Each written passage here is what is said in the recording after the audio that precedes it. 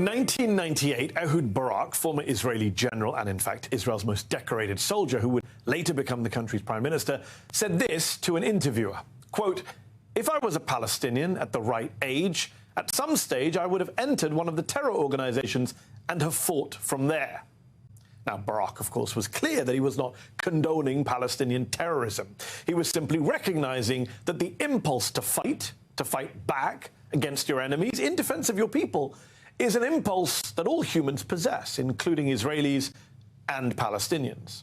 And again, to recognize that impulse is not to condone or justify the behavior of groups like Hamas. What Hamas did on October the 7th, the mass atrocities, the murder of civilians, the taking of women and children as hostages, was abhorrent. War crimes, according to Amnesty International and Human Rights Watch. So, of course, the Israelis say we have to deal with Hamas, we have to defeat Hamas. But how? How do you do that?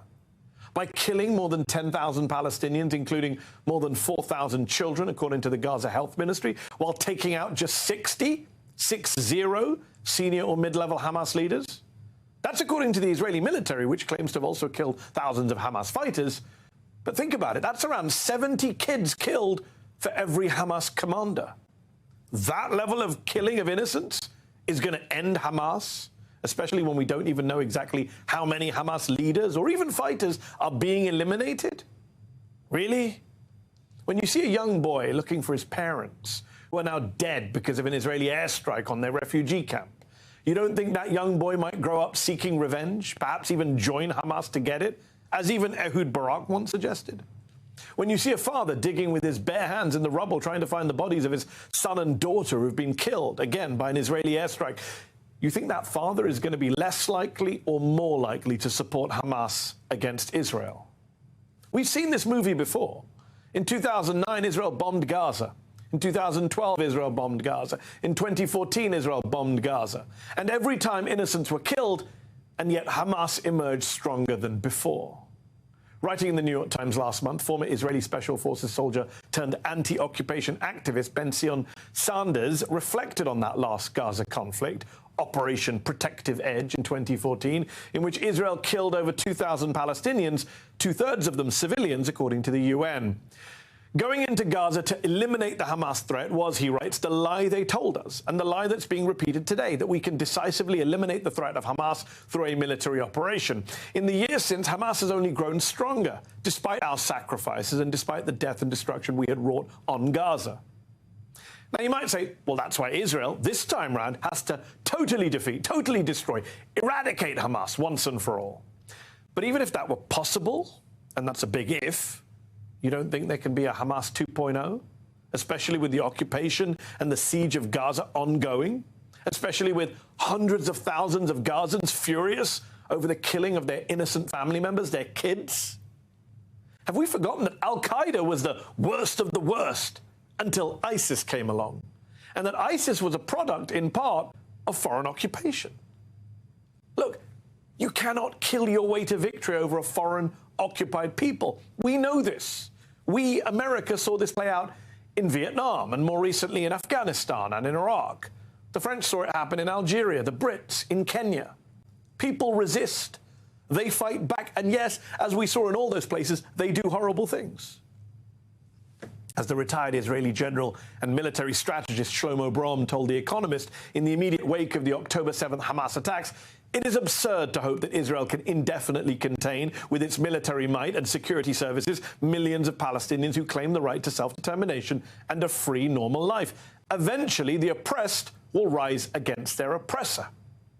Again, this isn't to justify what Hamas did.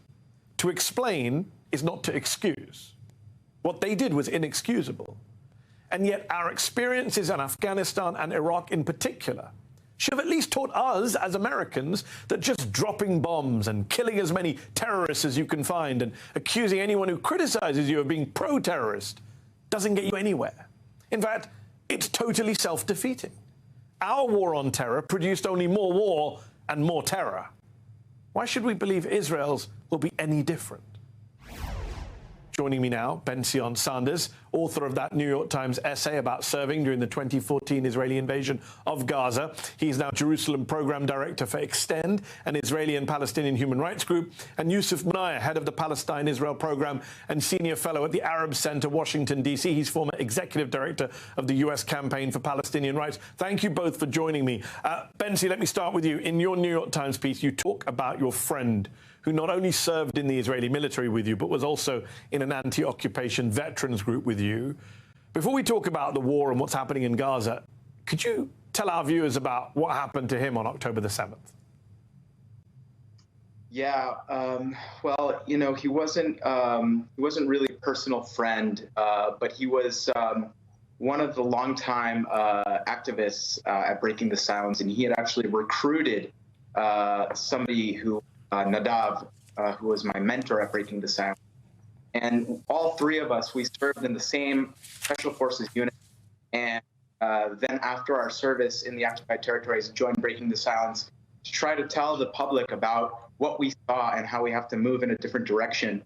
And so I felt a real special connection with him. And when a bunch of my friends were going to the funeral, I joined them.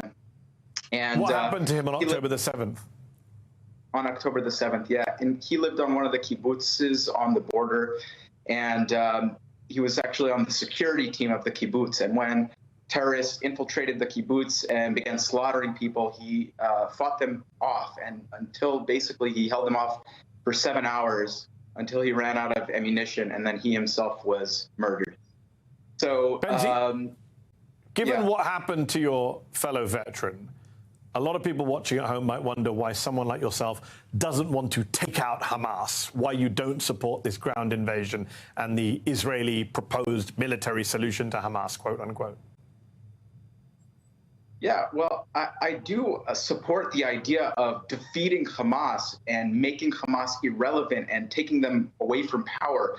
But I know, as somebody who participated in an attempt to defeat Hamas or to destroy the threat that Hamas posed through military force alone, only to see my own government not only not eliminate the threat, but as you mentioned, allow Hamas to get stronger, and it deliberately, as part of a strategy to split the Palestinian leadership in order to accomplish its real goal, which was to expand the settlement project and to push forward with the annexation, and we're content to let Hamas stay in control, stay in power, gain popularity, because we turned our backs on the Palestinians who were willing to recognize us and willing to negotiate with us.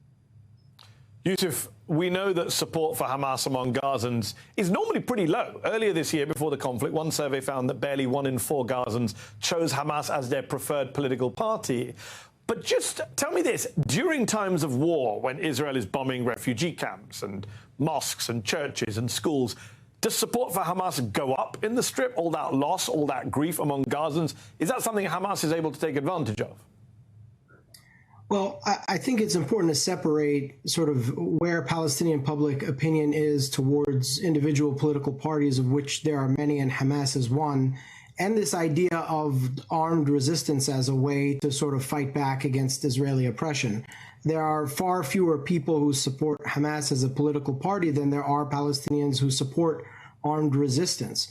And one of the key reasons why is because despite the fact that it is Palestinians that have paid the highest cost, as we're seeing now, they continue to believe that their struggle for freedom is just, and all other avenues towards redressing those grievances have been shut off. When Palestinians nonviolently boycott, it's called economic terrorism. When they write articles in the newspaper, it's called journalistic terrorism. When they apply for statehood at the United Nations or for justice at the International Criminal Court, it's called diplomatic or legal terrorism. If everything Palestinians do, including nonviolent efforts, are labeled terrorism and everything is terrorism, then terrorism doesn't exist. And nothing becomes terrorism. And so we have seen that, you know, with all of these avenues for peacefully redressing grievances being shut off and repressed, Palestinians, despite paying massive costs that we all see on our TV screens now, have not given up on the right to use arms to fight back against Israeli oppression.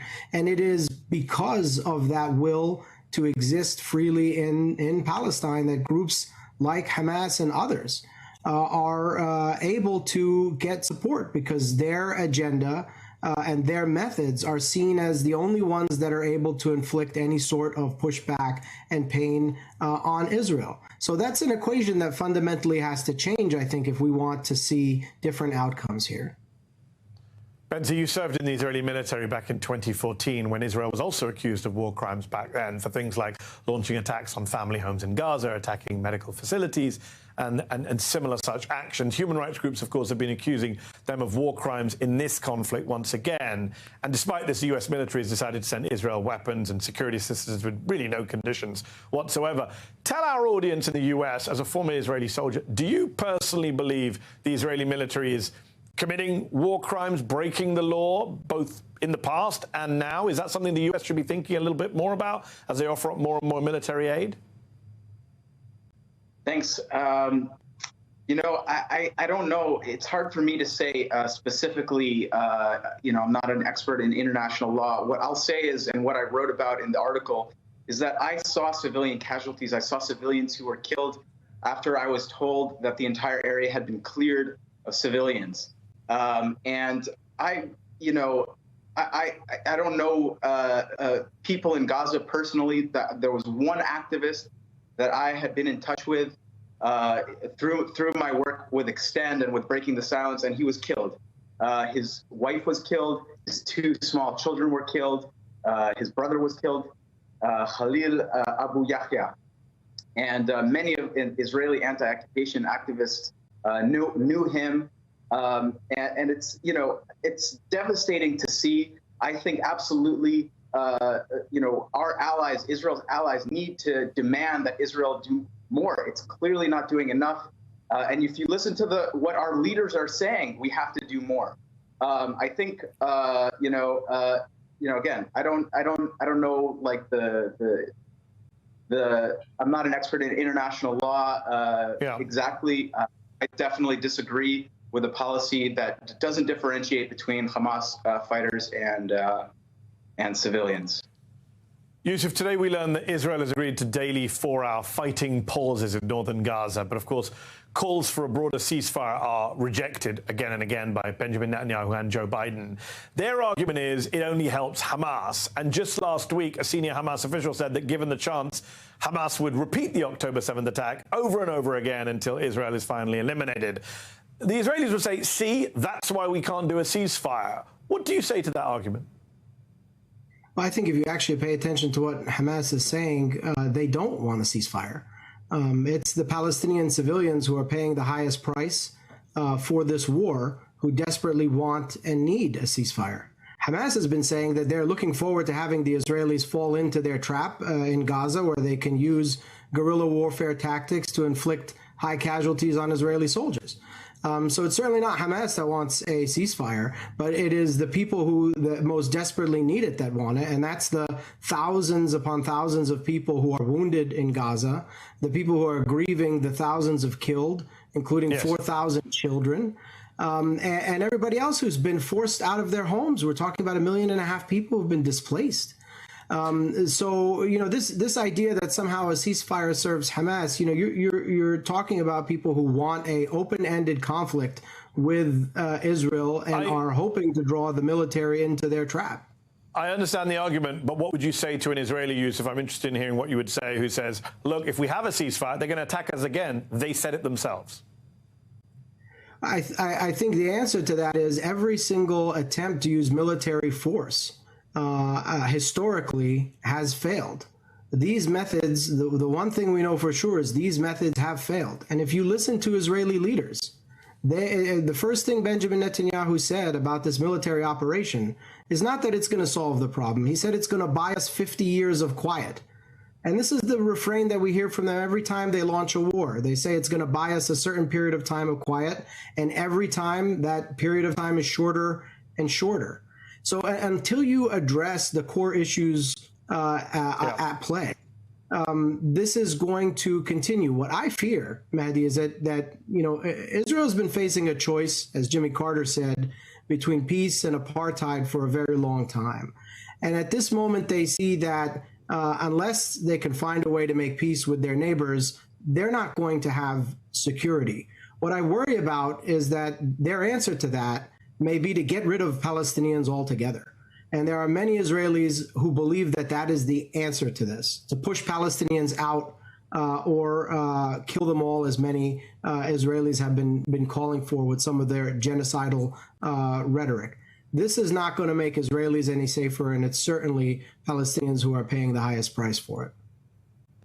We'll have to leave it there. Benzion Sanders, Yousef Munayyer, thank you both.